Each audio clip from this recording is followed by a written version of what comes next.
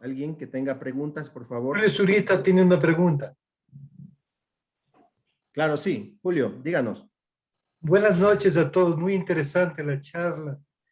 Eh, Quería preguntar para no alargar. La ciudad llamada Macará es una palabra que significa ¿qué pasa en hebreo? Cuando ellos están conversando y preguntan Macará, ¿qué pasa? Como cuando preguntamos ¿cómo estás? Manishma. Entonces, Macará es el nombre de la ciudad, pero en hebreo significa ¿qué pasa? ¿Podría alguien de los entendidos dar alguna similitud? ¿Por qué llamar Macará a esa ciudad en Loja? Yaron. Macará es ¿qué pasó en el pasado? ¿Qué pasó? ¿Qué pasó? En Macará. hebreo. No sabemos claramente el origen del nombre de esta ciudad. Todo es posible. Llama la atención, pero hay otros pueblos en Ecuador que sus nombres llaman todavía mucho más la atención, como Navón. Navón es el apellido del quinto presidente del Estado de Israel. Hay otros pueblos en Sudamérica y Centroamérica con nombres que sin duda vienen de origen hebreo antiguo y que constan hasta hoy día en el pueblo de Israel. Sobre lo de Macará, dice Ordóñez Chiriboga esto, miren ustedes, hace referencia, y para hilvanarlo con lo de los apellidos, dice lo siguiente, dice Macará y Során, estos cantones fueron un principio una unidad geográfica y política, han mantenido y mantienen entre sí profundos lazos económicos y familiares, desarrollados de manera paralela en base al intercambio comercial con Perú. Sus habitantes, pues, los macareños han desarrollado una actividad. Entre los apellidos más numerosos que aparecen al revisar los censos nos encontramos con patrimónicos como Moreno, Correa, Guerrero, Coronel, Ramos, Barzallo y Balcázar. La familia Balcázar recuerda haber llegado del Perú y hace todo un estudio aquí. Yo creo que aquí, si tienen inquietud sobre Macará, va hablando de todos estos pueblos, también desde Zaruma, los colinda como Zaruma, cómo fueron llegando al principio el propio Ordóñez Chiriboga en su libro. Perfecto. Sí, si me permite, Sergio, ya, al por doctor supuesto. Zurita. Muchas gracias. A ver. Hay una publicación que hace Jorge Enrique Rodríguez Alberca y su esposa Miriam Correa, que es el diccionario toponímico de la provincia de Loja. Ese es un diccionario que lo va a encontrar, está publicado. Ahí justamente da todo el significado y es un trabajo realizado con más de 300 diccionarios que se coleccionaron a nivel, cuando él radicó en Europa. Y lo mismo lo ha hecho de la provincia ya de La Suay, de la provincia de Loro. O sea, esa obra está y puede consultarse el diccionario toponímico de Loja. Perfecto. Gabriel. Gracias. Sergio, ya, Guzmán, también tenemos Sí. ya, don Guzmán, luego Sergio Maldonado, ¿listo? Muy buenas noches a todos. Un placer estar en esta reunión. Felicitaciones, Gabriel Gualán, a Gabriel García igual.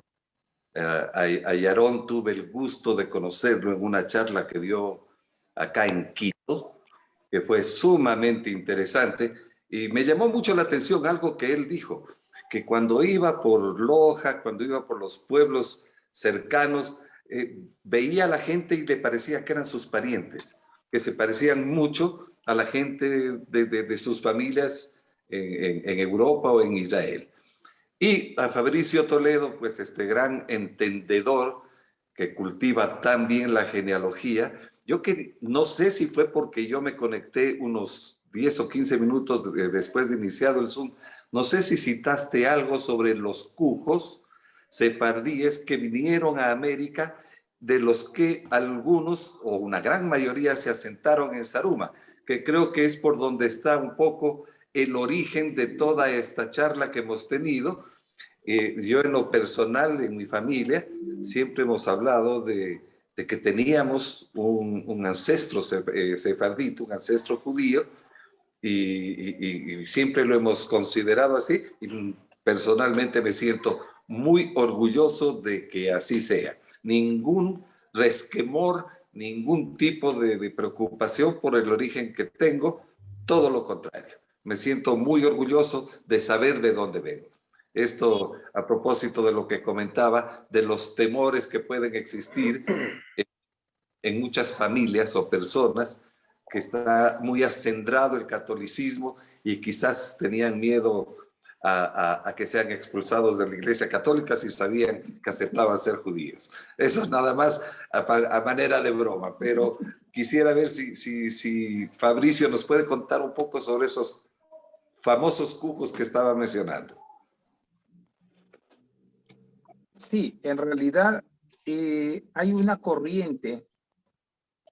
Lamentablemente en Zaruma no tenemos objetos como candelabros, pero en costumbres, en la parte inmaterial, en lo que son bienes inmateriales, en lo que es repostería, en lo que es gastronomía, nosotros sí podemos exigir.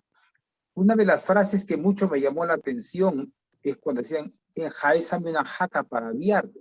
O sea, de pronto la pronunciación mía no es tan correcta, pero lo que se está pidiendo es que se enjaece o que se haga el apero de una sémila para acompañarlo en ciertos tramos del viaje al inicio. Entonces, nosotros sí tenemos bastante. Por supuesto que había que ocultar el origen. No había otra forma, porque caso contrario había la exposición a ser sujeto al Tribunal de la Santa Inquisición. Había en Zaruma, hasta entrado el siglo XIX, falleció en 1803, el doctor don Clemente Sánchez Muñoz, que era el que le hemos podido seguir el rastro, el último juez del Santo Tribunal de Oficio. Bien, gracias. Sergio Maldonado, su pregunta. Y luego nos vamos con Diego. También estaba por aquí Diego haciendo una pregunta. Vamos con Sergio Maldonado. Sean explícitos con sus preguntas, bien exactos. Sergio, tiene apagado el micrófono, Sergio. Tiene apagado el micrófono, Sergio. Ya, Ok, ahora sí. solo para felicitarlos y saludar a todos los participantes, especialmente a algunos cuantos amigos que veo por ahí. Eso nomás, gracias. Listo, preguntas. A ver, ¿qué diferencia, dice, hay entre los ritos sefarditas y los católicos? Por favor, gracias. Nos dice Marco. Marco. ¿Alguien tal vez pueda compartirnos algo a los panelistas? A ver, Mauricio. nosotros no podemos renunciar a nuestro origen. O sea, la Iglesia Católica tiene un origen judío. Somos judeocristianos, ¿sí? Nosotros inclusive manejamos de los 5 libros del Pentateuco, que es la Torá, y que en la Biblia lo manejamos como Pentateuco. Igual en otras religiones manejan a sí mismo. En diferentes, inclusive, civilizaciones hoy en día se acepta. Sino que con diferentes nombres, pero en traducción vienen a ser los mismos personajes. En lo que es rito, pues esto de prender una vela porque se va a velar a un santo o porque hasta bien entraba el siglo XIX y era que el comienzo del XX todavía los novios eran velados, porque el Concilio de Trento se cambió a partir de la segunda mitad del siglo XX. Entonces, el Concilio Vaticano II anula muchas estas cosas, pero entre las costumbres había el alumbrarse la lámpara de aceite que le ponemos al Santísimo en la Iglesia Católica, o sea, frente al Sagrario, pero estamos manejando muchas costumbres que se utilizaban y que solo se debía alumbrar, por si acaso, con aceite de oliva. Esa era otra condición. Entonces, están arraigadas dentro de las costumbres nuestras muchas cosas que heredamos de nuestra primigenia Iglesia. Por eso somos judíos cristianos. No podemos renunciar a eso. Los ritos están ahí. Gracias. David, su turno. David, por ahí estaba. Luego. Si me permites decir algo. Claro. Tenemos que distinguir entre costumbres o otras cosas que constan en el cristianismo, catolicismo, que provienen del judaísmo y los costumbres sefaradíes de los judíos de España que constan en la población latina en general y de Ecuador. Son dos cosas diferentes. Ahora, no sé, qué pena que en Zaruma no hay muchos objetos religiosos judíos, pero el espíritu existe. Ahora, Fabricio mencionó la menorá, ¿sí? La menorá judía. Simplemente cada ecuatoriano o extranjero que quiere ver una muestra de esta costumbre judío en la población ecuatoriana debe viajar a la ciudad de Ambato, en la quinta de Juan León Mera, ¿sí?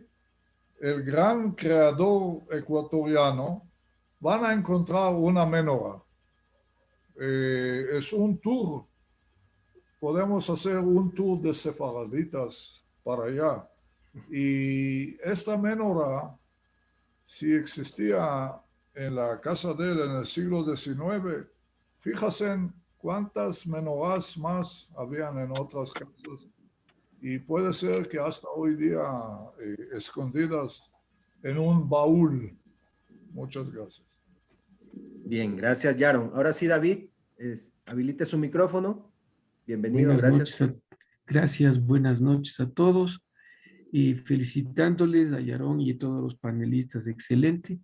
Y lo único que quería, digamos, hacer notar, aparentemente este miedo al judaísmo o a manifestarlo, o sea, es perenne, no sé si es que algún día se podrá erradicar o cómo es la parte psicológica o qué opinan pues los peritos sobre esta situación de el temor al reconocimiento judío, porque en la historia hay momentos en los que esta cuestión, el antisemitismo recrudece y se pone más fuerte.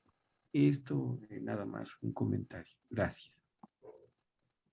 Doctor García, tal vez tiene algo, nos pueda colaborar ahí. Hoy en la mañana iba con 2 estudiantes universitarias de ingeniería y les comentaba justo que tenía esta reunión.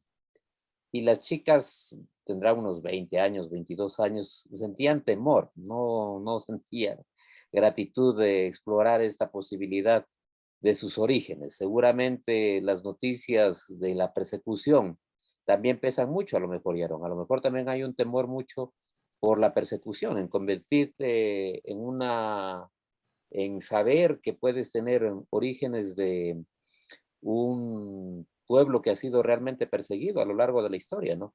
Y a lo mejor esos temores están más presentes de lo que creemos, están mucho más arraigados de lo que consideramos. Quizás conforme la gente avance, se profundice la cultura, se profundice la educación, se profundice el conocimiento, a lo mejor, pero creo que en un corto plazo muy difícilmente será que se cambien estos atavismos de tratar de no indagar un poco más sobre el pasado. Gracias, doctor. Eloy Torres pregunta. Yaron también, Yaron, a ver, sí, por favor, disculpe, Yaron. Yo como judío de nacimiento puedo entender el temor o la preocupación, pero ya hoy día estamos en pleno siglo XXI, no en el siglo XVI, XVII, XVIII. Los latinos ya no deben estar al mando del temor, deben tener un libre pensamiento. Y una aclaración. Gabriel García, a estas dos chicas bonitas, puede decirles simplemente,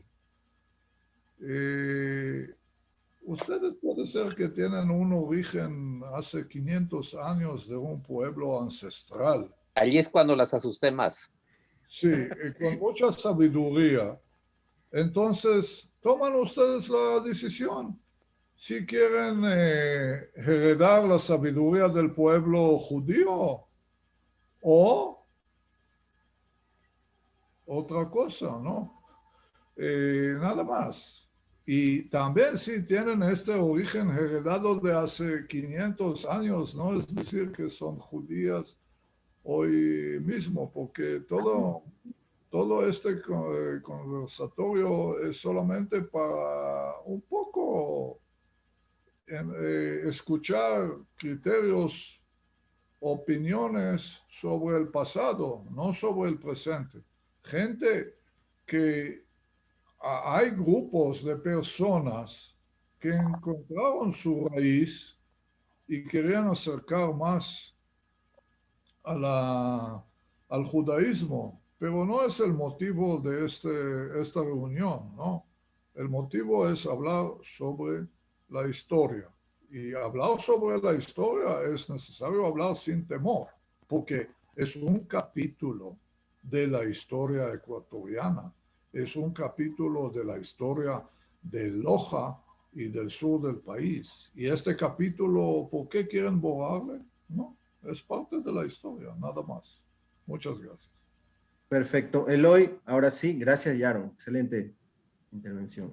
Don Eloy, buenas noches, rapidito. Preguntas precisas. Buenas noches. Gracias por permitirme intervenir. Bueno, yo quisiera agregar cierta información que creo que a lo mejor fue omitida tal vez por la premura del tiempo. Y es que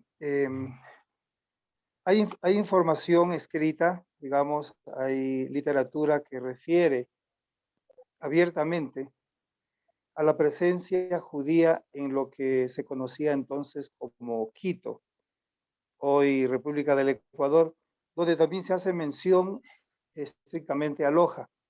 Por ejemplo, tenemos el escrito de Menashe ben Israel de 1650, donde refiere que recibieron en la comunidad judía de Ámsterdam, donde supongo que debe haber la información fidedigna actualmente, de Antonio de Montesinos, quien se presentó como Aarón Levi, con su nombre judío, y he encontrado que Antonio de Montesinos, ese nombre coincide con un doctrinero que en esas fechas ejerció su trabajo como doctrinero en la provincia de Loja por alrededor de 7 años. Bueno, hay una publicación de Pablo Link que se conoce como el Diccionario Enciclopédico Judío. Yo tengo la edición original de 1959, donde hace referencia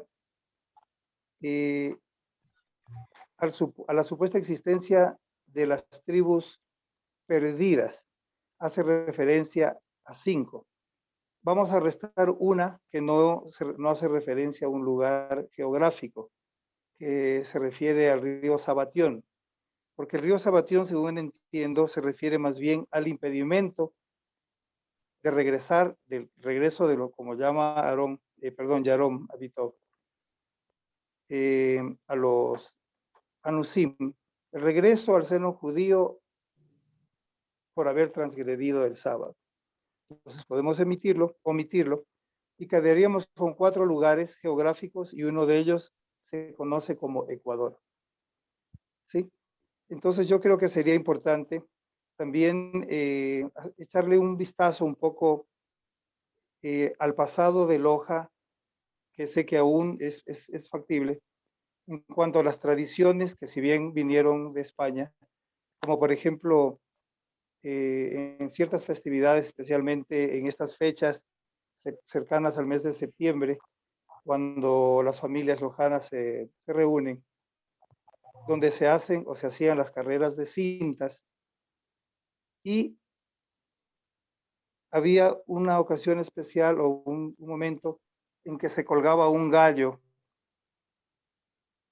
en la cuerda y cuando pasaba el jinete había un par de personas que elevaban el gallo hasta que el momento en que era capturado la gente se arremolinaba alrededor de la persona que tenía el gallo y esta persona lo giraba por encima de la cabeza de las personas. Y yo creo que eso es muy decidor. Es una costumbre innegablemente judía, que se conoce, bueno, si no me equivoco, se conoce como caparot. Yo creo que Ya. hay cosas que a lo mejor se omiten porque en realidad no queremos o no quieren reconocerse como algo que puede ser considerado una herencia que dejó dolor, dejó mucho dolor. Y nosotros, los que somos del sur o tenemos raíces en el sur, conocemos que esto ha sido superado solamente en base a la solidaridad, a la lucha por mantener la identidad. Y bueno, espero que esto de alguna forma pueda ser de ayuda. Yo les agradezco mucho por el Gracias. interés que han tenido en, digamos, de difundirlo, ¿no? Y también quiero que sepan que habemos muchas personas que hemos dado un paso más allá y que nos sentimos muy orgullosos de nuestras raíces y que anhelamos que esto sea una realidad que pueda constituirnos como el pueblo que realmente somos. Gracias. Gracias, Eloy. Yaron tiene unas palabras. Sí, quiero primero saludar a Eloy Torres, que conocí a él en Ecuador hace muchos años, ¿no? Y él participa también en el primer documental mío, La Tribu Perdida. La ceremonia que Eloy mencionó con el gallo es parte del festejo del Día del Perdón, Yom Kippur judío. El libro que Eloy mencionó es el de Menashe, Rabino Menashe Ben Israel, se llama el libro Mikve Israel. Tenemos que recordar que el tiempo es muy cortito para mencionar todas las costumbres Así y es. toda la historia tan rica y profunda de Loja y de Saruma. Entonces, solamente es una muestra de aperitivo de todo que es posible hablar sobre este tema. Muchas gracias a Eloy y saludos. Hay una pregunta que me hacen acá en el chat, dice, la observación de la luna, el tema de la agricultura para determinar tiempos como se menciona en el Génesis, ¿no? El tema del almanaque, recuerdo mis abuelitos, mis tíos aún usando almanaque para estar siempre con el tema de la luna, para poder sembrar, para poder cosechar, cultivar el campo. Fabricio. Sí, efectivamente. Hubo algo interesante en nuestra región. A diferencia de otras latitudes, cuando se llega al Ecuador, llegan al paraíso. Porque mientras allá tienen las 4 estaciones, invierno, verano, otoño y primavera, al llegar aquí encuentran 2 estaciones muy bien marcadas. Por supuesto que había a veces el invierno que duraba desde el mes de octubre hasta el mes de mayo. Pero había bien marcado tanto el invierno como el verano. Mira, yo me estaba acordando de la sidra. La sidra es se da en una enredadera, pero es Un- una fruta muy parecida a un limón de cáscara muy gruesa. y grande. un cítrico que se hace un dulce, creo, también, con la cáscara. Lo parece. hacemos dulce porque hay que rallarlo, hay que desaguarlo, dejarlo que se vaya el amargo que tiene, y luego se lo mezcla ya con la panela para hacer el dulce de sidra. Pero en una de las festividades también judías se utiliza la sidra. En Sukkot. Entonces, mira cómo entonces de una u otra manera trajeron sus elementos, sus costumbres, sus plantas, el mismo vino, ¿no? La misma vida, la cosecha de la uva. La vendimia era producto justamente que habíamos traído nosotros de las otras latitudes, con la gran ventaja, como te digo, que aquí se manejaba, por supuesto, claro, el asunto de la luna. Si tú siembras maíz en una luna creciente, el maíz te va a ir en vicio, pero si lo pones en la luna apropiada en los días que debe ser, o el cortar madera, si vas a cortar un árbol para construcción, no puede ser después de tantos días de luna. Ellos respetan un margen de 6 a 9 días, porque la sábila entonces está en la parte baja, no está el dulce en el tronco. Entonces, esos pequeños detalles todavía nuestras personas que son de las partes rurales, que manejan la parte de agricultura, lo dominan perfectamente. Gracias. Pregunta también acá en el chat. ¿Hay judíos que vinieron de las Islas Canarias? Alguien tal vez tenga por ahí. Otra pregunta. Dice la sábila, las herraduras en las entradas de las casas, eso ya se habló, que eso es costumbre sefardita, ¿no? Tener las herraduras pegadas en el piso y las sábilas, ¿no? Bien. Raúl González. Raúl González tiene una pregunta y con esto ya vamos cerrando. Si alguien tiene más preguntas. Ya. Buenas noches. Buenas noches. Buenas noches. Sí, muchas gracias. Yo nada más quería agradecer esto, pues ha sido para mí un gusto poder oír y creo que todos estamos contentos los que hemos seguido este tema. Yo nada más quería contar una anécdota muy breve porque creo que el tiempo se agota. El asunto es cómo empecé yo a caer en cuenta de que algo de judío tenía y de algo de judío había en mi pasado. Y eso empieza con una fotografía de mi padre que nació en 1915 en Zaruma.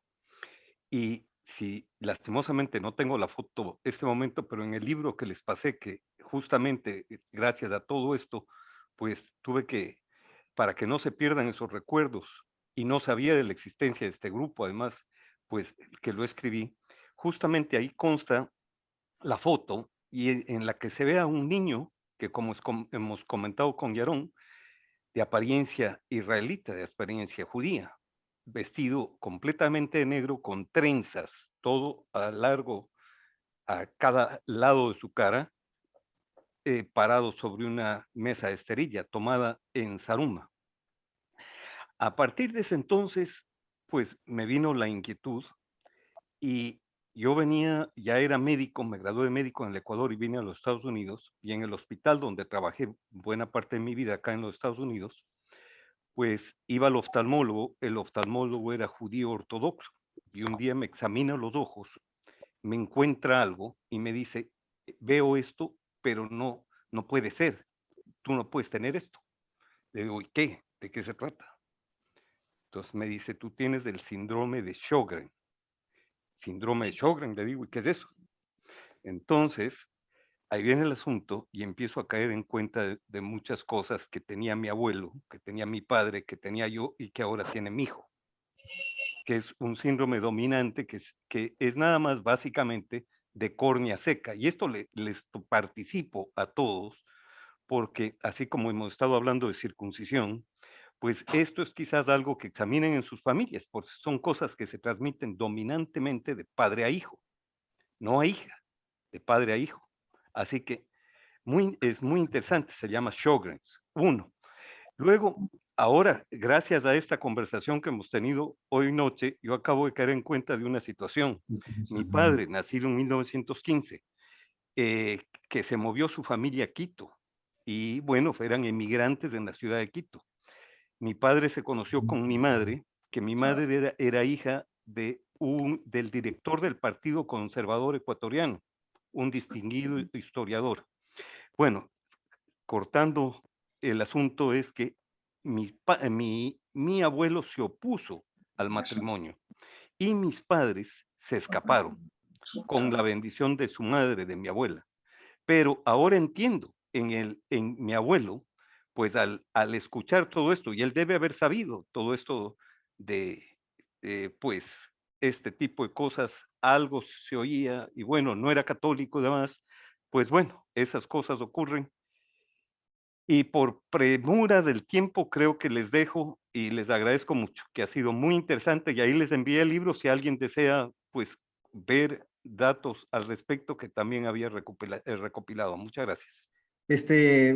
Querido Raúl, ¿el libro es el que tiene el link de Casa de la Cultura? O tal No, vez hay uno que te lo primerito, envié antes. de Amazon, creo. Déjame Ah, ver ya, si te lo perfecto, puedo perfecto. Sí, sí, sí, ya mandar. lo vi. Ya lo vi, ya lo vi. Correcto, No, tranquilo, correcto, gracias. Perfecto. correcto. Bien, vamos a ir finalizando. Alguien me decía si alguien tiene conocimiento de las fiestas y relacionar las fiestas de Dios, bueno, las fiestas de Dios con las fiestas del Ecuador. Si es que hay algún por ahí. Bien, perfecto. ¿Alguien más? Y si es que no, pues yo agradecer. Yo lo que creo, Gabriel, lo A que ver. creo que esto va a dar tema para que se abra nuevamente un conversatorio y ampliar cosas que se han quedado pendientes. El tiempo en realidad ha sido corto. Sí, perfecto. Gracias a tu iniciativa y estamos a la orden. Estamos a la orden. Yo les había dicho, ya les escribí también, gracias Fabricio, les escribí que pueden enviarme un correo a Historia Sefardí para irnos agrupando e ir teniendo después tal vez otro conversatorio, invitar también a otras personas, si es posible. Había la posibilidad de ver si podíamos invitar al autor del libro de la herencia sefardita. No sabemos si es que podría él participar en algún momento, pero sería lindísimo también compartir con él. Voy a hacer las gestiones, voy a estar por ahí movilizándome y los tendré al tanto de cualquier información. Por favor, escriban su correo a historiasefardí@gmail.com. Les voy a volver a enviar aquí en el chat y voy a detener también la grabación.